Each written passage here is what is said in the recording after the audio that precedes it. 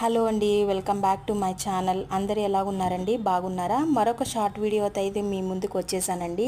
ఈ వీడియో అయితే సండే నేను పోస్ట్ చేయాలి, కానీ నాకు కుదరగా నేను ఈ రోజు అయితే పోస్ట్ చేస్తున్నానండి. సండే రోజున మేము tomato biryani, chicken curry and raita చేసుకున్నామండి. ఈ టమాటా బిర్యానీ అనేది చాలా బాగా వచ్చింది. నేను ఆల్రెడీ వీడియో అనేది ఛానల్లో అయితే అప్లోడ్ చేసేసాను. ఒకసారి ఛానల్లోకి వెళ్ళి చెక్ చేయండి.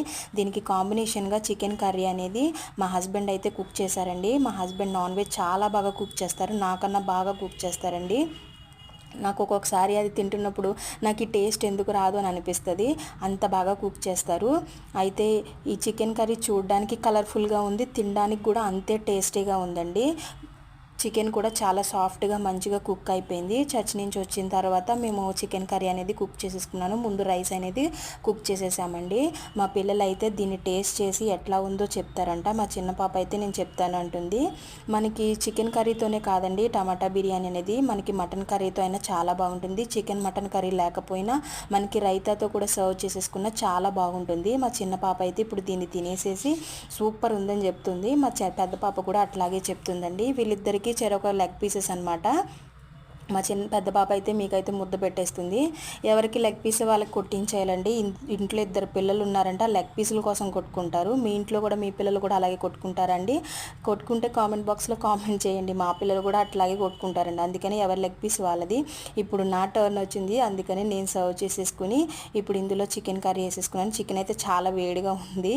సో ఇప్పుడు ఈ గ్రేవీతో చికెన్ ముక్క పెట్టేసుకుని దాంట్లో మంచిగా కలిపేసుకుని తినేస్తే చాలా అంటే చాలా బాగుంది. చెప్పాను కదండి, మా హస్బెండ్ నాన్ వెజ్ చాలా బాగా వండుతారని.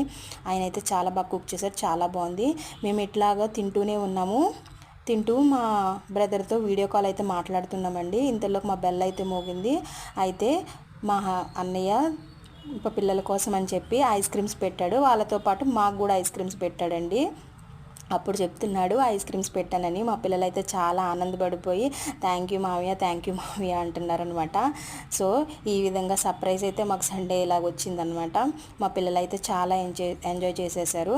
అయితే మన పిల్లలు వారం అంతా స్కూల్కి వెళ్ళి వస్తారు కదా, సండే ఏం స్పెషల్ ఉంటుందని వెయిట్ చేస్తారు. మార్నింగ్ లేచిన కాంచి మమ్మీ ఈరోజు ఏం స్పెషల్, ఈరోజు ఏం స్పెషల్ అని అడుగుతారు కొంతమంది పిల్లలు.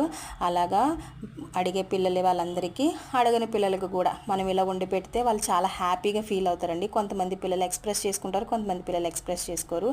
ఈ విధంగా మా సండే అయితే ముగిసిందండి. మీకు కనుక ఈ వీడియో నచ్చినట్టయితే లైక్ చేయండి. మరొక వీడియోతో మళ్ళీ కలుసుకుందాం. అంతవరకు బాయ్ బాయ్.